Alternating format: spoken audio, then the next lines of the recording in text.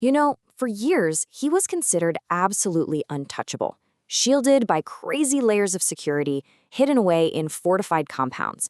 Iran's supreme leader, Ali Khamenei, was a target most people thought could never, ever be reached. And yet, on February 28th, the impossible happened. Okay, so let's really paint a picture here. We're on Pastry Street in central Tehran. This is a major government complex, home to the president's office, all the big shots. Now, even before the war with Israel kicked off in June 2025, it was a high-security zone. But after, it became a literal fortress. The supreme leader was spending most of his time in a deep underground bunker, which made any kind of direct strike seem like pure fantasy. And that leads us to the big question, right? The one we're here to unpack. How on earth was a target, protected by the full might of a national security apparatus, taken out in broad daylight? This isn't just a whodunit, it's a howdunit, and we're about to piece together exactly how it was pulled off. So the very first piece of this puzzle wasn't a bomb or a missile, it was information. A huge, incredibly patient, and technologically sophisticated intelligence operation that had been running for years, essentially building an all-seeing eye over the city of Tehran.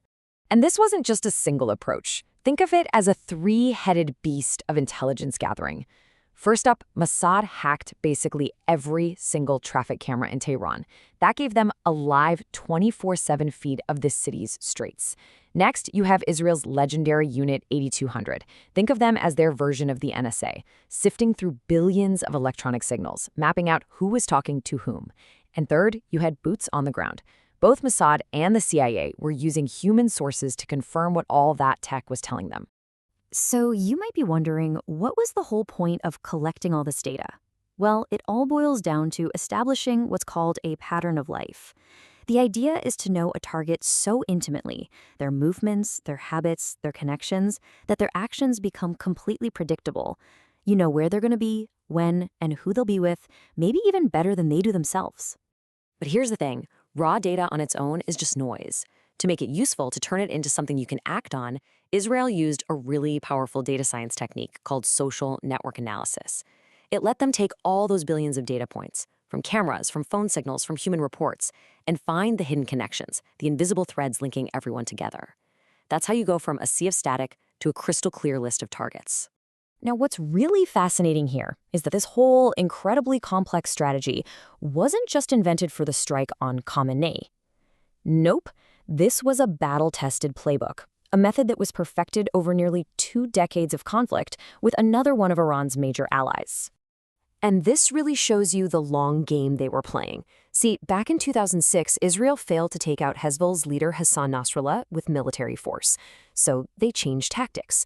For the next 18 years, they focused on intelligence, patiently building that pattern of life analysis on Hezbollah's entire leadership. And all that work paid off in September 2024 with the successful strike on Nasrallah. They had proved the playbook worked. So you've got the world's best intelligence, right? But what good is it if you can't actually reach the target? That's where the second key part of this whole thing comes in, a very, very special piece of military hardware. I mean, think about the technical problem here. The target wasn't just in a city. He was in a deep bunker. We're talking reportedly 5 minutes underground and surrounded by Iran's best air defense systems. So how do you possibly get through all that? Well, you do it with a weapon that completely changes the rules of the game. On the left, you've got your standard missile. It travels in a predictable arc that radar is specifically designed to spot.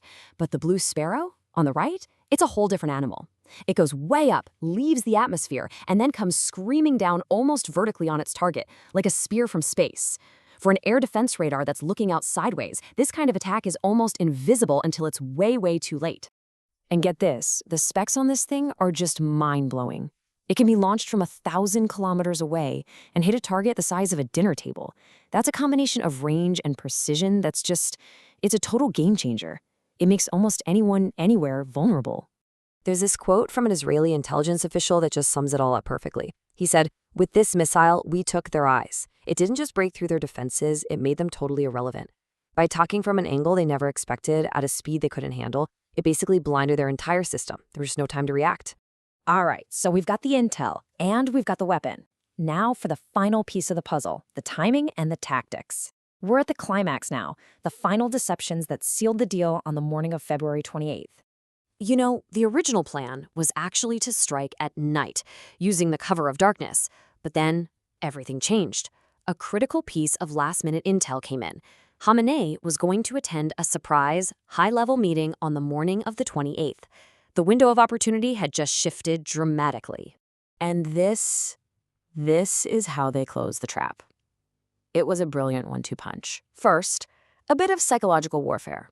The Israeli military deliberately released photos showing their top commanders leaving headquarters for the weekend. It created this illusion that nothing big was about to happen. Then just 2 hours before the strike, they jammed all the mobile networks around Pasteur Street. That meant that even if someone figured it out at the last second, no warning calls could get through.